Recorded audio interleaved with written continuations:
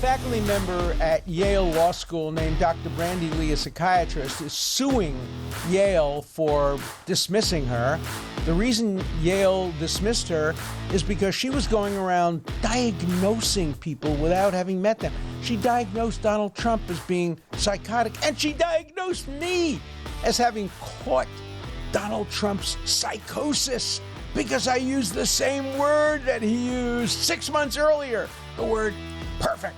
So we'll talk today about whether Yale is correct, whether she has been canceled, whether her First Amendment rights have been violated, whether she violated the rules of the profession, the so-called Goldwater Rule, which precludes psychiatrists from diagnosing people without ever having examined them. We'll explore this and related issues on today's Dershow. Until I turned 75 7 years ago, I had never been involved personally in a lawsuit. I'd never sued anybody. I never was sued. In the last 7 years, my life seems to be lawsuits. As probably some of you know, I am suing CNN. I am suing Netflix. I am being sued by a woman I never met who claimed to have sex with me. I'm suing her back. I'm being sued by her lawyer, David Boies. I'm suing him back. And now the other day I learned that a woman I never met, a psychiatrist named Dr. Brandy, who used to be a volunteer faculty member at Yale, is suing Yale University for firing her based on what she claims were letters I wrote to Yale University. So I'm at the center of yet another lawsuit, and a suit in which she alleges that she's being fired in violation of her First Amendment rights. So let's tell the story. I don't know this woman, Dr. Brandy. I taught myself law and psychiatry for 25 years. I actually even taught it at Yale Law School with another professor, Jay Katz. In the early years of my teaching, I wrote a book called Psychoanalysis, Psychiatry, and the Law, and I am an expert in law and psychiatry. I was involved in the decision by the American Psychiatric Association to create what was called the Goldwater Rule. And I taught the Goldwater Rule for years. Now, what's the Goldwater Rule? Let me explain. That will serve as a predicate to this very interesting story. Barry Goldwater ran for president of the United States against Lyndon Johnson. He was conservative. Lyndon Johnson was liberal. A lot of liberal psychiatrists didn't like Barry Goldwater. And a magazine called Fact Magazine sent letters to thousands of psychiatrists asking them to diagnose Barry Goldwater. And believe it or not, more than 1,000 of them did it. They never met Barry Goldwater. They didn't know anything about him except what they'd seen on television. And they diagnosed him as mentally ill. Now, we all know what happened. Barry Goldwater lost the presidency, became one of the most distinguished senators in the 20th century, and manifested no symptoms or indicia of mental illness. In fact, by today's standard, he'd be a Mitt Romney. I mean, he'd be a centrist or Republican, independent. He's gone down in history as one of the most sane and sober and moderate individuals. Yes, he famously said that extremism in the name of liberty is not a bad thing. I don't have the exact quote, but he was regarded as somebody to the right of the conventional Republican Party back in the early 60s, but no indication of mental illness or disturbance. But yet these psychiatrists who hated him because of his politics were willing to diagnose him. So the American Psychiatric Association said, no. You can't do that. If you're a psychiatrist, if you're a doctor, if you go on television or in the media or sign petitions as a doctor, as a psychiatrist, using your education, using your credentials, you can't go around diagnosing people without having examined them. And that's been the rule now for years and years and years. Along comes Dr. Brandy Lee. She decides she doesn't have to follow the Goldwater Rule or any ethical rules of the American Psychiatric Association. She doesn't belong to the American Psychiatric Association because she doesn't agree with them. And so she goes around diagnosing people. She holds a conference in which others come and diagnose Donald Trump. They diagnose him in every possible way. And then she crosses the line. Without having met me, she diagnosed me. Here's what she said. She said, Alan Dershowitz is so close to Donald Trump. I didn't even vote for him, but I'm so close to Donald Trump that I caught his psychosis, that I started to develop and manifest symptoms of his psychosis. And she came up with a psychiatric diagnostic label for this kind of shared psychosis. And I caught it from him. And what's the evidence? Well, another extremist professor who constantly conflates ethics with his own politics, named Richard Painter, had done a tweet saying, did anybody notice Alan Dershowitz used the word perfect and Donald Trump used the word perfect? Donald Trump used the word perfect in connection with his call to the president, or the prime minister, or the president, I guess, of the Ukraine. He used the word perfect. And Alan Dershowitz used the word perfect. That's more than a coincidence. And Brandy Lee picks it up and says, yeah, that's more than a coincidence. If Alan Dershowitz used the word perfect after Donald Trump used the word perfect, he must have caught it from Donald Trump. He must have used the word perfect as part of his psychosis developed out of his connections to Donald Trump. There are only two problems with that. Number one, I used the word perfect months before Donald Trump ever did. So what? Did he catch his psychosis from me? That's the implication. I didn't use it after he used it. I used it before he used it. And I used it in a completely different context. He used the word perfect to suggest that what he did was excellent or right. His call was perfect. I used the word perfect like in perfect attendance. I was talking about my relationship with my wife. I was denying that I had sex with a woman I'd never met.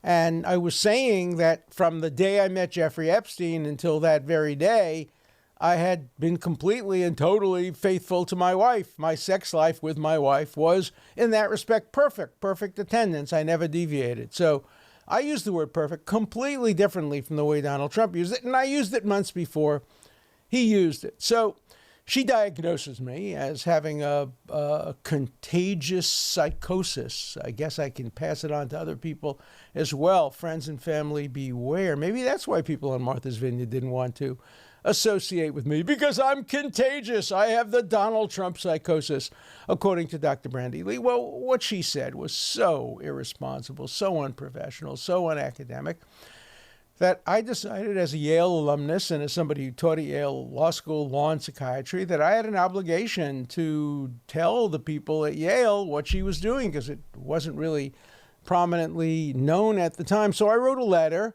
to the various people at Yale, simply outlining what she had done, describing what she had done. I wrote a column about it, which I certainly have the right to do. My First Amendment rights to write a column defending myself from an accusation of psychosis. Not that it's an accusation. Psychotic people are sick.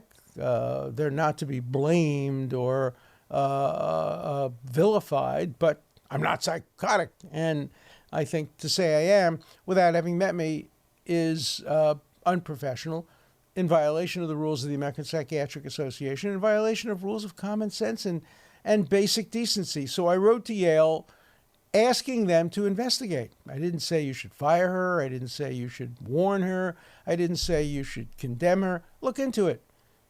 She's somebody who uses Yale. She is a volunteer faculty member at Yale using the imprimatur of Yale. Look into it. I also said that I was going to write to the American Psychiatric Association and ask them to look into the possibility of disciplining her for violating the Goldwater Rule and the rules of the profession, making psychiatrists look like a bunch of fools for diagnosing people who they had never met. I never got a response from the letter from Yale, and as far as I knew, the matter was in Yale's hands. But they eventually looked into it. They wrote to her, they called her in, I guess, and she refused to stop doing what she was doing, diagnosing people without having seen them, in violation of all the rules of the profession and academia. And so they fired her or didn't renew her contract. She didn't have tenure, so they didn't have to fire her. They just didn't renew her contract. But it's the same as firing, essentially. And so now she filed a lawsuit blaming me for getting her fired. Yale psychiatry professor sues the university for firing her after she tweeted that Trump supporters suffered from shared psychosis, and Alan Dershowitz had taken on Trump symptoms by contagion. That's the headline. Well, first, she wasn't a Yale professor. She was a volunteer faculty member. And other newspaper accounts basically credited me for doing it, saying it was my letter. I don't know whether it was my letter. I don't think I'm as powerful as that. Yale looked into it. I simply laid out the facts for them. I told them something they either knew or didn't know. They looked into it and they made their own decision. But now I'm at the center of another lawsuit. I'm sure I'm going to be deposed. I have challenged her to debate this issue. So this is not a First Amendment problem. Let her express her views about what a psychiatrist should do. I've challenged her to debate. I challenged her back when I wrote the letter, and I've challenged her now again. Let's have a Zoom debate. Come on my show. Describe why you think I'm psychotic. Let the audience judge whether I'm psychotic, whether I'm suffering from symptoms of Trump contagion psychosis. I wonder, maybe I've been cured by the election of Joe Biden. That's possible. That might be a cure for my psychosis, having seen Donald Trump no longer as president. Of course, I haven't seen Donald Trump or spoken to him in quite a period of time. I certainly haven't seen him for more than a year. So it'd be hard to see how I could have a contagion. But who knows? Maybe there's a vaccine that will be developed to deal with this contagious disease of Trump psychosis.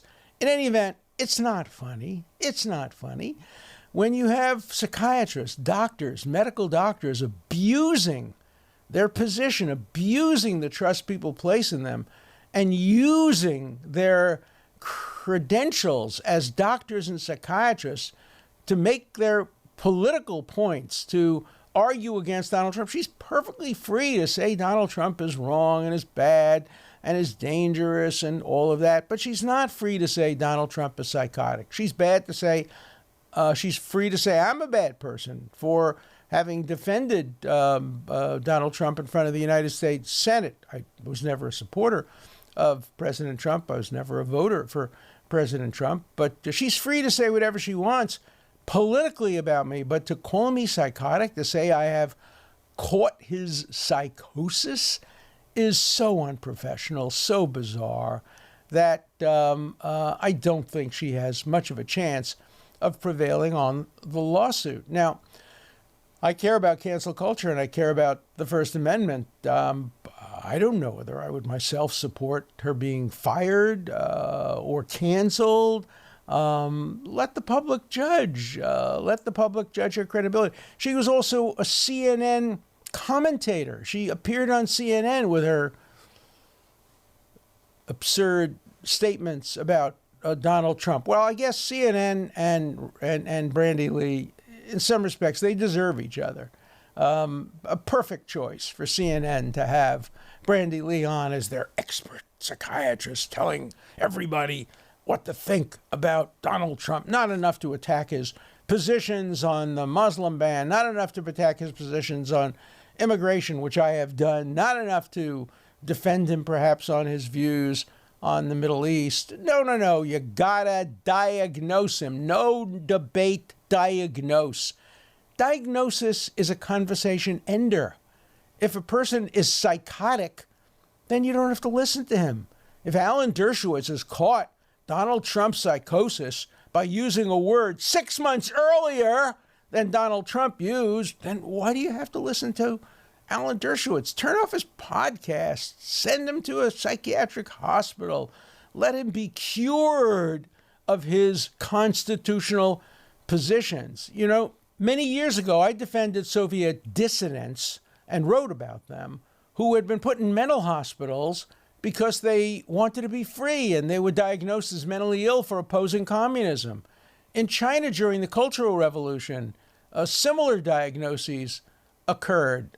Almost all tyrannical regimes use psychiatric diagnoses to try to trivialize the views of their political opponents. And that's what Brandy Lee is doing. She's misusing psychiatry in the way that 1,000 psychiatrists misuse psychiatry against Barry Goldwater. Look, I didn't vote for Barry Goldwater. I didn't want to see him be president, not because I thought he was mentally ill, because I didn't like his positions. I didn't like his views. That's the right of every American.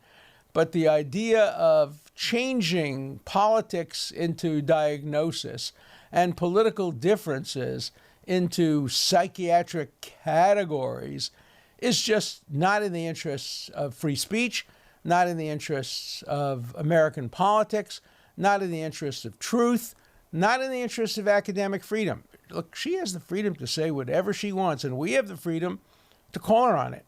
That's academic freedom, the marketplace of ideas. The marketplace of ideas is open to Brandy Lee. Let her debate me. Let her write op-eds. She wrote op-eds for the New York Times. Again, not surprising. Op-eds for the New York Times, comments on CNN. And then she goes around diagnosing people based on not even having seen them or examined them, not knowing whether they're taking medication, not knowing whether their family has a history of mental illness, not knowing anything that might be relevant, not administering any psychological tests, not even talking to them, not even seeing their affect, not even seeing whether they're perfectly reasonable people. No, she knows. She's a psychiatrist. She can diagnose. Trump is psychotic. Dershowitz caught his psychosis. The proof is Dershowitz used a word perfect after Trump used the word perfect. The fact that he used it 6 months earlier, maybe there's a time machine going on here. I don't know. Maybe something's going on that made Dershowitz know that 6 months later, Donald Trump would use the word perfect in a completely different context. That's the proof. Richard Painter, professor of law, he caught him. He got him. He used the word perfect, the same word. Must be psychotic. So let's hear your views about psychiatry, about the misuses of psychiatry, about the Goldwater Rule, about the one thing I don't want to hear are your views about whether you think Donald Trump is psychotic or whether I'm psychotic. I mean, if you're not a psychiatrist, you can express whatever views you want when you call me on the Dershow. But if you're a psychiatrist or a doctor, I don't want to facilitate malpractice and unprofessionalism on the Dershow. So I don't welcome diagnoses by professionals, but I welcome any opinions, any expression of views. And again, I offer Brandy Lee an opportunity to debate me on whether it is ever proper for a psychiatrist, for a medical doctor, to offer a diagnosis based on political considerations rather than medical examination, rather than the usual way in which doctors and psychiatrists go about diagnosing people. So that's my view on Dr. Brandy Lee. I am waiting to hear your views on that and other subjects, and on the First Amendment and on cancel culture, whether she is the victim of cancel culture, whether or not a person who is told that he's psychotic has the right to fight back and write to the university. Who's right here? Who's wrong here? Where is the truth? Let's hear your views about this interesting, fascinating issue on the Dershow.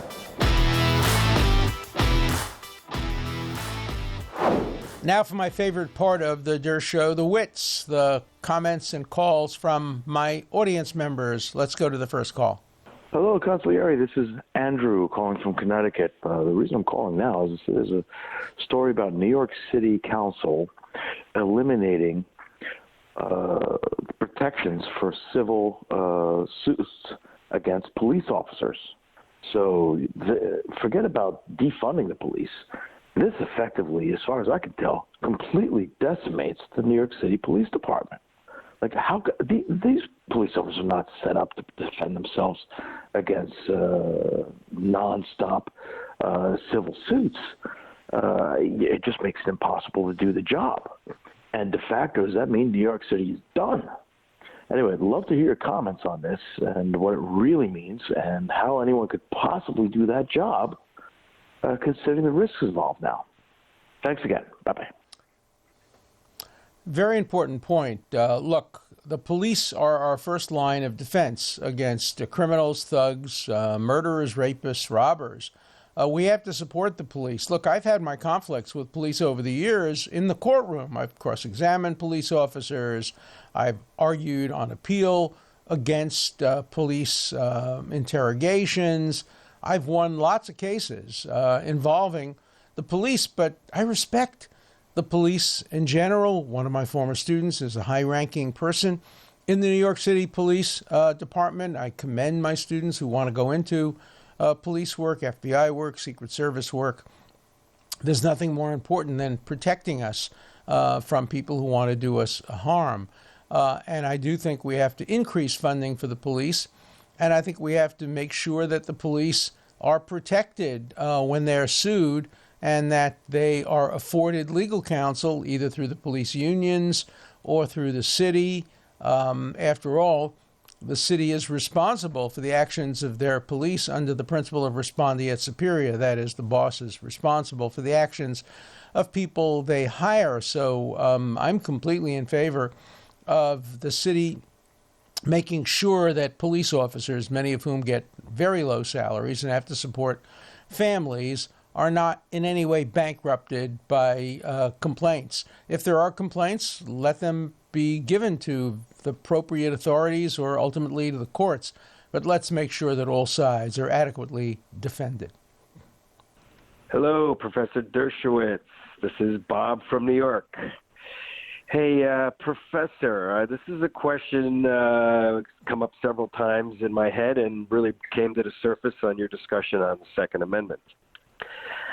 I'd like your thoughts and comments on the thought that the Bill of Rights or the first 10 amendments are really redundant, and that I know a lot of the framers really didn't want them in there, and I've heard people make the case that you could remove the first 10 amendments and the Constitution as it's read and can be interpreted would still protect those rights based on the way the Constitution was written. That if it said you could do it, that's it. Otherwise, it's not prohibited. So I may have that wrong, but I really would like your thoughts on the idea. Are the Bill of Rights redundant? And even if we remove the Second Amendment, how would the Constitution protect the right to bear arms on its own? Love to hear your thoughts on this. Thanks. It's a great question, and the point you make was made by Alexander Hamilton in the Federalist Papers. He thought that a Bill of Rights not only was redundant but dangerous, because it implied that the federal government had rights that it didn't have. If the Constitution didn't give it the power, it doesn't have the power. Here's the problem. The problem is, what about the states? So the Constitution doesn't really restrict the states very much. It does in a half a dozen ways. They must have a Republican form of government, obviously Republican with a small r, meaning essentially what we've now defined as a system with a president, a governor. Interesting question, whether a state could move toward a parliamentary system. I don't know the answer to that. Nobody's ever tried it. So the states would be free to restrict free speech. And in fact, Thomas Jefferson argued after he opposed the Alien and Sedition laws, which restricted the free speech of dissenters from the federal government, he argued, no, the federal government has no power to restrict free speech, but the states do. And so the Bill of Rights, following the 14th Amendment and then during a judicial revolution in the 1940s and 50s and 60s, incorporated the Bill of Rights and applied them to the states. So today the Bill of Rights applies to the states, and it's not redundant there because the Constitution doesn't deal with what states can do. As I said, with few exceptions. They can't pass Bail of Attainders, they can't pass ex post facto laws, and they don't have other powers, but they could engage in illegal searches and seizures, they could violate the right to trial by jury, they could impose double jeopardy, they could do all of those things absent the Bill of Rights. Now, the Bill of Rights hasn't been a perfect protection against the states imposing double jeopardy, for example. That part of the Bill of Rights hasn't been incorporated against the states yet. I suspect it will be over time. But it's a terrific jurisprudential question. Did we need a Bill of Rights? Hamilton said no. Other framers said yes. Ultimately, we got the Bill of Rights, and they became applicable to the states as well, which changed the nature of the Bill of Rights. The Second Amendment, it would be up to the states to decide whether to regulate guns if we didn't have a Bill of Rights. The federal government maybe wouldn't have that authority under the Constitution, but the states would. Because remember that all the power is not relegated specifically in the Constitution to the federal government, are reserved to the states and the people. So the Articles of Confederacy gave even more power to the states, but even the Constitution gave very considerable power to the states. And it was only the Bill of Rights and the judicial revolution based on the Bill of Rights and the 14th Amendment which started to impose restrictions on the states. It's a great, great question, and you could have a whole seminar on that. And Greg, thank you so much for your intelligent thoughts on this issue. I think we have a unique situation in Georgia that I would like your opinion on.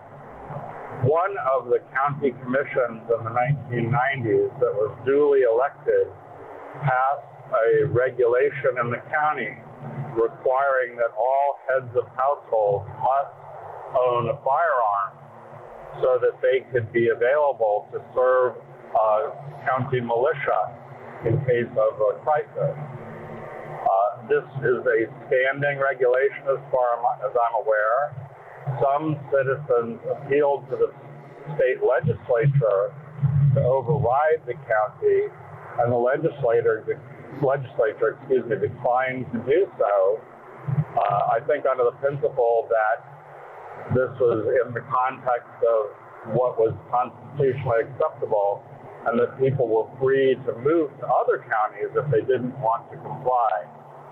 So based on your arguments over the last few days, my expectation would be that you would be fully in favor of a duly elected body mandating gun ownership. But I would like to hear your opinion on that. Thank you. Well, you're partly right and partly wrong. I think I would favor the fact that it is constitutional, that a state or a county would have the right, probably, to compel the head of a household, whether that's sexist and would satisfy other parts of the Constitution, but head of a household to keep and bear arms, subject, of course, I would think, to conscientious objection. There might be some people who are conscientiously opposed to it on religious grounds. Don't know how that would fare. So I would say it's probably constitutional. I would be adamantly opposed to it as a matter of policy. I don't think you compel people to own guns. I don't want to have a gun. I don't want a gun in my home. I don't want my children to be able to have access to a gun. I don't want somebody who comes into the house in the middle of the night to hold me up to find my gun.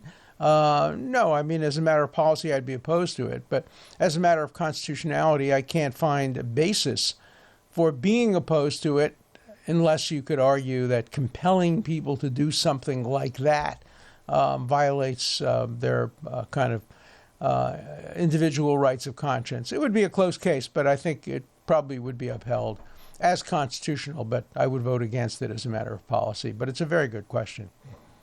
Professor Dershowitz, this is Arnold from New York. I'm an associate professor of medicine at Cornell and a great admirer and consistent listener to your podcast and program. just got finished listening to the podcast on the Second Amendment, and naturally there was a substantial amount of speculation as to what the framers of the Constitution had in mind with the Second Amendment. And we can speculate on a lot of things, but one thing seems self-evident, that they did not intend for sociopathic murderers to have access to weapons and commit the kind of crimes that we've been witnessing lately. And in this vein, I'm curious to know what criteria a person has to fulfill to obtain a gun. We all know that in the medical profession, in the law profession, in the dental profession, in the veterinary profession, even in people who cut hair and groom dogs, there are criteria you have to fulfill. There are psychological evaluations that you have to fulfill. There are licenses that you have to obtain, continuing education that you have to do. There are reassessment of your ability to perform your duties anytime human life and even quality of human life is at stake. So it would seem to me unconscionable that we're not regulating without prohibiting people from having weapons. I'd love to hear your views on this. It's been something that I've been thinking about for a lot of time, and just now listening to your podcast, I couldn't resist the urge to ask you this question. I hope you'll address it. Wishing everybody healthy and happy holidays. Happy holidays to everybody, of course. Meaningful Easter, meaningful Passover, meaningful holidays for everybody. It's a very, very good question. As a matter of policy, I agree. I think that a person who wants to have a gun should have a license to have the gun and should have to pass psychological tests and maybe re-education. Maybe you should have to show that they have a place to keep the gun that will keep it safe from children. We know how often kids get a hold of guns and use them lethally against themselves, against their siblings, against others. So I think reasonable restrictions on gun ownership, perfectly consistent with policy. Here's the problem: the Second Amendment. And if you interpret the Second Amendment only by looking at the second clause, the right to bear arms, it makes it harder because you can't license people to speak under the First Amendment. Anybody can get up in Times Square, presumably, and just speak. Now, you may have to get a license to have an area that's separate and designated for your speaking. But generally, we don't have First Amendment licenses. We generally don't have speech licenses. You don't have to qualify to be a speaker. You can be a complete crackpot, nut. Hyde Park, look, Brandy Lee has the right to express her bizarre views. Richard Painter has the right to express his views. Anybody has the right to express their views, and we have the right to condemn them. That's the First Amendment, and we don't need a license for that. Now, you make an important point. When we're dealing with life, when we're dealing with dangers to life, which guns do pose, whether you're on the one side or the other of the debate, you know that life is at stake. Some of you think it protects life. Some of you think it endangers life. I think it does a little bit of both in some cases. The rules should be different. And I agree with you, but the First Amendment and the Second Amendment have equal status under our Constitution. And so we're going to continue to have this debate and this controversy over whether you can require gun owners to have licenses, whether you can require waiting periods, whether you can require psychological evaluations, retesting. I get retested periodically for a driver's license, and I should be retested. At 82 years old, they shouldn't just allow me to get in a car and drive anywhere I want. I think I'm a pretty good driver, but I have no problem to being retested, relicensed, and reevaluated. And if I had a gun license at 82 years old, I would think it would be appropriate to check my aim, check my eyes, make sure that I'm still an appropriate gun owner and car driver. So these are issues that I've been really honored to debate with very intelligent people. I've loved your input. You've made me think hard about some issues that instinctively I have a view on. Again, growing up in Brooklyn, in the 1940s and 50s, we did not grow up with a gun culture. I understand people who did grow up with a gun culture where their gun is a very important part of their identity, and I don't want to diminish that at all. And so I think we need a compromise, again, where the ordinary American, the law-abiding American, gets to have his or her guns and gets to decide how to use them as long as they're used safely, while at the same time we prevent the kind of people that engaged in the killings in Atlanta and the killings in Boulder not to have guns. It won't be easy because predicting violence is extremely difficult. I know, I've written a book about it and taught about it for many, many years. But we have to try our best. Look, the goal is ideally under the Second Amendment to allow law-abiding people who will not cause harm and may prevent crimes from having guns while at the same time denying them to people who we all agree should not have guns. Difficult challenge, but a challenge that I think we're up to as a country. So thank you again for your great, great questions. This has been a real seminar on the Second Amendment. Now we're going to have calls, hopefully, on the Brandy Lee case and psychiatry and other issues as well. And so, again, let me repeat, may you all have a meaningful Easter, a meaningful Passover.